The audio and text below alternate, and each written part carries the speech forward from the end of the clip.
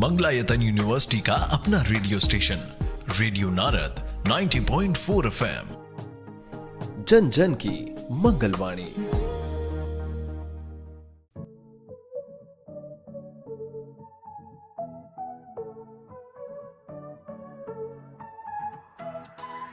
स्वागत है दोस्तों रेडियो नारद 90.4 FM से। मैं हूं आपके साथ आरजे याशी और प्रोग्राम शुरू हो गया है करियर काउंसलिंग। जी हाँ दोस्तों, जिसमें मैं लेकर आती हूँ आपके लिए एक ऐसा मेहमान जो आपको बताते हैं अपने डिपार्टमेंट की पहचान।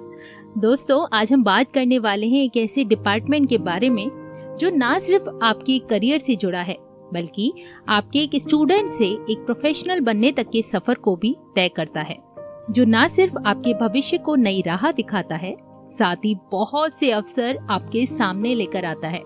मैं बात कर रही हूँ हर कॉलेज या यूनिवर्सिटी के सबसे अहम विभाग ट्रेनिंग एंड प्लेसमेंट सेल की, जो एक विद्यार्थी के शिक्षण से जुड़े जीवन का आखिरी छोर होता है। और इस डिपार्टमेंट की पहचान के बारे में और भी विस्तार से बताने के लिए आज हमारे साथ मौजूद हैं एक ऐसी शख्सियत जिनके प्रोफेशनल करियर को करीब 24 साल हो चुके हैं। उन्होंने अपने प्रोफेशनल करियर की शुरुआत ऋषिकेश से की थी। उनकी शिक्षा की बात करें तो उन्होंने PhD AMU से किया हुआ है। उसके बाद वह US में शिफ्ट हो गए, जहां उन्होंने बॉस्टन यूनिवर्सिटी में साल 2002 से साल 2009 तक करीब 7 साल कार्य किया है। इसके बाद वह सऊदी अरेबिया में शिफ्ट हुए, जहां उन्होंने प्रोफेसर के तौर पर क्लिनिकल बायोकेमिस्ट्री डिपार्टमेंट ज्वाइन किया एज अ टीचर। उसके बाद साल 2023 में वह इंडिया वापस आ गए और उन्होंने quality council of India department में as a advisor which falls under PM office कार्य किया है। इसके बाद वह स्टेट एडवाइजर रहे माइनॉरिटी कमीशन ऑफ इंडिया में और साल 2024 में उन्होंने मंगलायतन विश्वविद्यालय ज्वाइन कर लिया। दरअसल मैं बात कर रही हूँ वर्तमान में मंगलायतन विश्वविद्यालय के ट्रेनिंग एंड प्लेसमेंट सेल के डायरेक्टर डॉक्टर अर्शी मलिक जी की, जो आज हमारे साथ स्टूडियो में मौजूद हैं। उनका स्वागत करते हैं। डॉक्टर अर्शी मलिक जी, आपका बहुत बहुत स्वागत है रेडियो नारद 90.4 FM में। शुक्रिया, नमस्ते Yashi ji, thank you for having me here. It's a pleasure to be here with you. Definitely sir. Malik ji, कहते हैं किसी भी यूनिवर्सिटी या कॉलेज का ट्रेनिंग एंड प्लेसमेंट सेल अपने आप में एक बहुत ही इम्पोर्टेंट रोल अदा करता है, क्योंकि वो विद्यार्थी के भविष्य की पहली सीढ़ी कहलाता है। तो जैसे हर डिपार्टमेंट का एक उद्देश्य होता है, उसी तरह ट्रेनिंग एंड प्लेसमेंट सेल के भी कुछ एम्स एंड ऑब्जेक्टिव्स होंगे। तो वो क्या क्या है और इस डिपार्टमेंट से विद्यार्थी को किस तरह के बेनिफिट्स देखने को मिलते हैं? याशी जी, जैसे कि एम जो है हमारी ट्रेनिंग एंड प्लेसमेंट का, वो ये है कि हम स्टूडेंट्स को प्रिपेयर करना चाहते हैं कि वो उनका कैरियर जो है बहुत सक्सेसफुल रहे। That's our aim. ऑब्जेक्टिव ये है कि we want to bridge a gap in the industry and the academia, ताकि we get very good placements for that. So basically aim and objective यही रहता है कि स्टूडेंट्स के अच्छा प्लेसमेंट हो जाए और अच्छी ट्रेनिंग हो जाए। जी। And what are the benefits for the students? Students को बेनिफिट मिलता है जब उनकी ट्रेनिंग अच्छी होती है तो उनका प्लेसमेंट भी बहुत अच्छा होता है, तो इस तरीके का उनको बेनिफिट मिल जाता है। ओके सर, जैसे शुरुआत में आपने ट्रेनिंग का जिक्र किया, किस तरह से स्टूडेंट्स को उनके भविष्य के लिए ट्रेन किया जाता है? ट्रेनिंग के बहुत सारे माध्यम होते हैं, जिसमें एक नंबर 1 पे आती है सॉफ्ट स्किल ट्रेनिंग। जिसमें उनका उठना बैठना किस तरीके से होता है, बोलना किस तरीके से होता है, क्योंकि बहुत सारी कंपनीज आजकल इंग्लिश की एक मेजर रिक्वायरमेंट रखती हैं जी। तो उनको इंग्लिश में ट्रेन करना, वो सबसे इम्पोर्टेंट आता है सॉफ्ट स्किल ट्रेनिंग में। फिर आता है आपका एप्टीट्यूड एंड रीजनिंग, जो कोर्स से रिलेटेड होता है, जो क्वेश्चंस पूछे जाते हैं, एग्जाम्स कंडक्ट करने होते हैं, तो उसके लिए उनको पहले से ट्रेन किया जाता है ताकि वो इस चीज़ में सक्षम हो सके जी। फिर हम जाएंगे कि रेज्यूमे बिल्डिंग बहुत बड़ा एक इसका अहम चीज़ है जो ट्रेनिंग का, कि रेज्यूमे आपका कैसा होना चाहिए जो कंपनीज को अच्छा लगे, जो बेहतर लगे। तो वो रेज्यूमे बिल्डिंग की हम लोग जो है ऑफ एंड ऑन कंडक्ट करते हैं, सेमिनार्स वगैरह भी, और हम पर्सनल लेवल पे भी करवाते हैं उनको रेज्यूमे बिल्डिंग। क्योंकि आपके श्रोता जो सुन रहे हैं इस चीज़ को, तो इसको ज़रा गौर से भी सुन लें कि रेज्यूमे बिल्डिंग जब करें वो, तो जो कोर्स का जो अपना जो है वो तो है ही कि जो आपने ये पढ़ाई करी है और वो पढ़ाई करी है वो तो सबको मालूम रहता है, लेकिन उसके अलावा 2 चीज़ों का ज़रूर ध्यान दें रेज्यूमे बिल्डिंग में। पहली चीज़ है कि प्रोजेक्ट्स पे बहुत ध्यान दें। किस तरह के प्रोजेक्ट्स? जो ऑनलाइन प्रोजेक्ट्स बहुत मौजूद होते हैं, वो ऑनलाइन प्रोजेक्ट्स करें, और सर्टिफिकेट कोर्सेस ये दोनों चीज़ें जो हैं इनको डिफरेंशिएट करेंगी। बाकी किसी का रिज्यूमे है जिसमें अगर प्रोजेक्ट्स हैं और सर्टिफिकेट कोर्सेज हैं तो डेफिनेटली उनको ज़्यादा तरजीह दी जाएगी सिलेक्शन प्रोसेस में। तो other than studies you have to have good projects for yourself and good certificate courses. That should be an addition for your resume building. The last one I would like to say is कि mock interviews, हम लोग mock interviews conduct कराते हैं। Mock interviews में वही जिस तरीके से रियल इंटरव्यूज होते हैं उसी तरह का बिल्कुल माहौल बनाया जाता है वहाँ पे हम लोग बैठ के, ताकि वो इंटरव्यू जाए तो कॉन्फिडेंट रहें इंटरव्यू देने के लिए और उनका जो डर है वो वहाँ से निकल जाए। तो वो हम लोग खासतौर से लास्ट ईयर के जो स्टूडेंट्स होते हैं उनकी हम उस तरह से तैयारी कराते हैं। तो साधारण भाषा में कहा जाए कि इंटरव्यू से पहले एक जनरल इंटरव्यू आपका लिया जाता है जो कि कैंपस के अंदर के लोगों द्वारा ही किया जाता है ताकि वो लोग जो है they are immune to face the interview, उनकी झिझक, उनका हेजिटेशन खत्म हो जाता है। जी। बहुत ही सुंदर सर। वहीं इतनी सारी स्टेप्स के बाद फैसिलिटीज की बात करें तो एक विद्यार्थी के इंटरव्यू क्लियर करने के बाद क्या ट्रेनिंग एंड प्लेसमेंट सेल का कोई रोल होता है या बच्चे को कोई अदर फैसिलिटीज या गाइडेंस भी दी जाती है? जी, बहुत ज़्यादा रोल रहता है। बल्कि एक बार जब वो बच्चा क्लियर कर जाता है, सिलेक्शन हो जाता है उसको किसी जॉब में, तो हम लोगों को एक अलग डिपार्टमेंट के फॉर्मेट में काम करना पड़ता है जिसमें सबसे पहले तो उनका डॉक्यूमेंट सपोर्ट, जो भी कंपनी में उनका सिलेक्शन होता है तो वो कंपनी जो है उनसे डॉक्यूमेंट्स हमसे मांगती है उस बच्चे के बारे में, या जो कुछ भी उसके डिटेल्स हैं उनको पता करनी होती है, तो we give that document support to them. Plus उसके अलावा जो है ऑफर लेटर आता है उनकी तरफ से, तो वो हमें कन्वे करना पड़ता है स्टूडेंट्स को।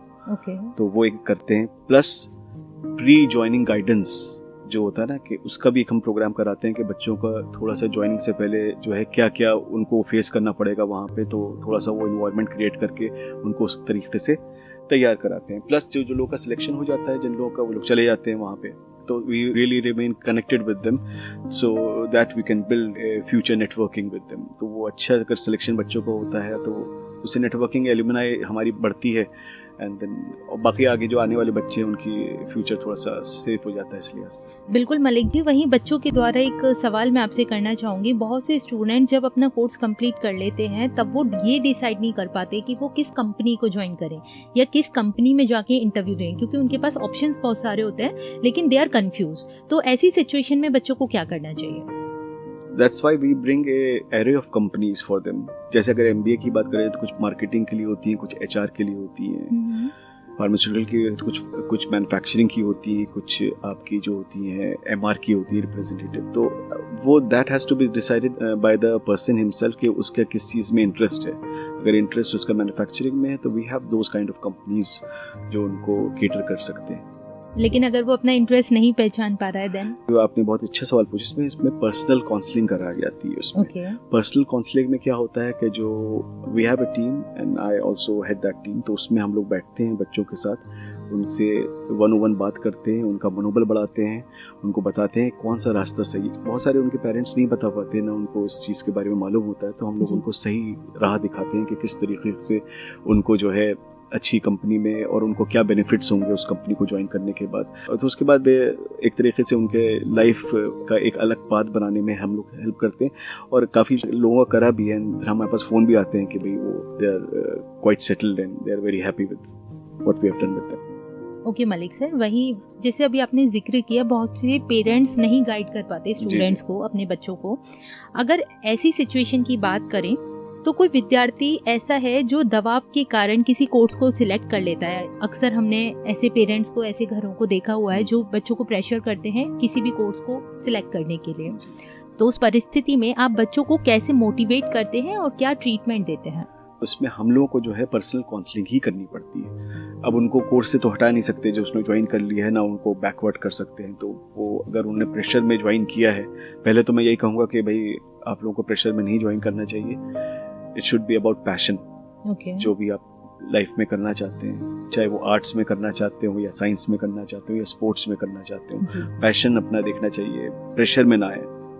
प्रेशर जो होता है कभी अच्छे रिजल्ट्स नहीं देगा, वो हमेशा आपको पीछे ही रखेगा, क्योंकि that's not your field and you are just going for, किसी ने आपसे जबरदस्ती कह दिया, आपको करना पड़ रहा है उस चीज़ को। तो बेहतर है कि अपने पैशन को फॉलो करें, प्रेशर में ना आए। अब सदी बदल चुकी है, प्रेशर लेने की ज़रूरत नहीं है। आप अपनी बात अपनी फैमिली वालों को रख सकते हैं। और बहुत परेशानी है तो वी हैव, आप यूनिवर्सिटी में पढ़ रहे हैं तो हम लोग हैं यहाँ पे मौजूद आपके लिए। You can talk to us and we are always ready to help you out in whatever way we can. अगर आपको even if you want to change the path, we will really help you out on that also.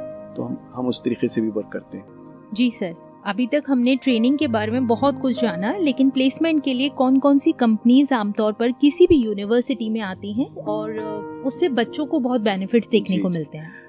देखिए, अभी बहुत अच्छा सवाल है आपका। और 17 अप्रैल 2025 में हमने जॉब फेयर कराया था हमारी मंगलातीन यूनिवर्सिटी ने। ओके। और तकरीबन 23 कंपनीज हम लोगों ने बुलाई थी यहाँ पे।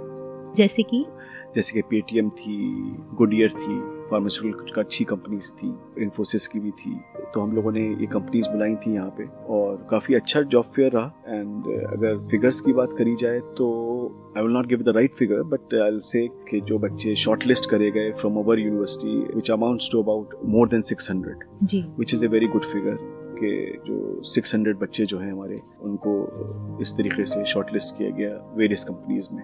तो आपका जो सवाल था कि कौन सी कंपनीज जो आती हैं हमारे यहाँ, ज़्यादातर जो है एक तो आईटी कंपनीज बहुत आती हैं, हम लोग बुलाते हैं। फिर बैंकिंग की कंपनीज होती हैं, फिर फार्मास्यूटिकल्स होती हैं। अब हम लोग स्टार्टअप्स को भी बुलाना शुरू कर दिया, क्योंकि स्टार्टअप को भी मेक इन इंडिया वाला जो थीम है उस पर लेके चलना चाहते हैं। और फिर मैन्युफैक्चरिंग कंपनीज होती हैं, उनको बुलाते हैं। तो देयर आर वेरियस ग्रुप्स। और अब इस साल के बाद I would be working more hard on bringing good multinational companies, not only from India, from abroad also, ताकि बच्चों को अच्छा पैकेज मिल सके। दैट्स माय एम कि इस दफ़ा मुझे इस तरीके से कुछ करना है। जी मलिक सर, और मुझे ये भी बताएं कि एक प्लेसमेंट और एक इंटर्नशिप में क्या फ़र्क होता है? स्टूडेंट इन चीज़ को कैसे डिफरेंशिएट कर सकता है? प्लेसमेंट का बहुत सीधा है। प्लेसमेंट मतलब उसकी जॉब लग गई है, ठीक है, वो जॉब कर रहा है। इंटर्नशिप क्या होता है? इंटर्नशिप इज जस्ट, इंटर्नशिप से बहुत फायदे हैं। इंटर्नशिप का फायदा ये है कि आप अगर if you get an internship in a good company, जो हम लोग वर्क करते हैं कि बच्चों को इंटर्नशिप दिलाएं प्रीवियस ईयर्स में, फाइनल ईयर से पहले, तो उससे ये क्या होता है कि बच्चे जो हैं इंटर्नशिप के लिए दे गेट प्रिपेयर्ड कि क्या उनको फेस करना है प्लेसमेंट में। तो इंटर्नशिप में उनको एक तरीके से हैंड्स ऑन ट्रेनिंग मिल जाती है कंपनी में, और कंपनी का क्या इन्वायरमेंट है उनको पूरा देखने को मिल जाता है, वहाँ पे किस तरीके से उनको काम करना है। तो they are very well prepared. जब उनको फाइनली प्लेसमेंट मिलता है तो उस इन्वायरमेंट से वो काफ़ी अवेयर होते हैं और कॉन्फिडेंस आता है उनको फेस करने के लिए चीज़ों को। तो I think internship is one thing one should go for. Placement से पहले इंटर्नशिप हर आदमी को, हर स्टूडेंट को करना चाहिए। तो इंटर्नशिप पेड होती है, नॉन पेड होती है? ज़्यादातर पेड ही हम लोग दिलवाते हैं। कुछ अच्छी कंपनीज होती हैं जिनके लिए हम लोग फिर या तो अच्छी कंपनी ले लो या फिर पेड ले लो। तो बहुत सारे बच्चे होते हैं जो अगर पेड भी नहीं लेते हैं, क्योंकि टैग बहुत इंपॉर्टेंट होता है, तो उसके साथ अगर वो एसोसिएट हो जाते हैं, they are very happy with that. बहुत ही अच्छा सेशन रहा सर। आप विद्यार्थी के भविष्य को और भी उज्जवल बनाने के लिए जो कदम उठा रहे हैं वो काबिले तारीफ है। साथ ही चलते चलते आप हमारे श्रोताओं को अपनी ओर से क्या संदेश देना चाहेंगे? पहले तो मैं आपका बहुत बहुत शुक्रिया अदा, धन्यवाद करना चाहूँगा यशिका जी कि आपने इतना वक्त निकाला और मुझे बुलाया यहाँ पे। और मैं ये कहना चाहूँगा कि विद्यार्थियों को, श्रोताओं को, कि वो एक तो फोकस्ड रहें और कॉन्फिडेंट रहें अपने हर काम करने के लिए, और उनका फ्यूचर जो है बहुत ब्राइट जाएगा अगर वो फोकस्ड और कॉन्फिडेंट रहेंगे। और जो भी अपॉर्चुनिटी उनको मिल रही है उसको अवेल करें। ये ना इंतजार करें कि कोई बहुत अच्छी अपॉर्चुनिटी आने वाली है तभी हम अवेल करेंगे। जो फर्स्ट अपॉर्चुनिटी मिल रही है to begin your career, grab the opportunity. Future उससे आप बनेगा, आगे आप पढ़ सकते हैं बहुत अच्छे से, लेकिन आपको अपॉर्चुनिटीज़ नहीं छोड़ना चाहिए। जो अपॉर्चुनिटी मिलती है उसको आप ग्रैब करें और make the most of it. Focused और कॉन्फिडेंस एक जो है कीवर्ड है जो आपको फॉलो करना है। धन्यवाद। बहुत ही सुंदर संदेश रहा सर। दोस्तों, ट्रेनिंग एंड प्लेसमेंट ना सिर्फ विद्यार्थी को रोजगार का अवसर देता है, साथ ही वो विद्यार्थी को जीवन जीने का एक नया ढंग और नए रंगों के साथ जीवन में आगे बढ़ने का रास्ता भी दिखाता है। जैसे कि आज डॉक्टर मलिक जी ने बताया और एक बहुत ही अच्छा सा संदेश दिया कि आपको फोकस्ड रहना पड़ेगा, साथ ही हार्डवर्क करना पड़ेगा, और ये नहीं सोचना है कि जॉब छोटी है या बड़ी है। आपको शुरुआत तो करनी होगी, तभी आप बड़े लेवल पे अच्छे एक्सपीरियंस के साथ आगे बढ़ सकते हैं। इतना प्यारा सा संदेश दिया सर आपने, आपका बहुत बहुत धन्यवाद करती हूँ डॉक्टर अर्शी मलिक जी। रेडियो नारद के साथ जुड़ने के लिए, साथ ही हमारे श्रोताओं को मंगलायतन यूनिवर्सिटी के ट्रेनिंग एंड प्लेसमेंट की जानकारी देने के लिए आपका बहुत बहुत धन्यवाद। धन्यवाद यशिका जी, धन्यवाद। इसी के साथ दोस्तों, अब मैं लेती हूँ आपसे विदा। फिर लेकर आऊंगी आपके लिए एक नया मेहमान जो आपको बताएंगे अपने डिपार्टमेंट की पहचान। तब तक के लिए मुझे यानी आरजे याशी को दें इजाजत। रेडियो नारद 90.4 FM, जन जन की मंगलवाणी। Stay tuned.